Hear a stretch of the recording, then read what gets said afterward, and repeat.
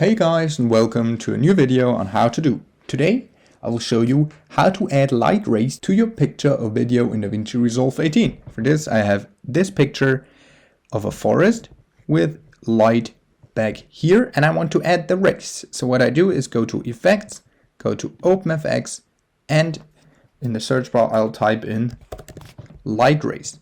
Now I'll drag this effect on top of my clip and let go. Now you can already see the effect. Now under Inspector, Effects, OpenFX, you can, for example, adjust the length of the rays, for example, like this, or the softness, the brightness. You can just play around a little bit until you like it.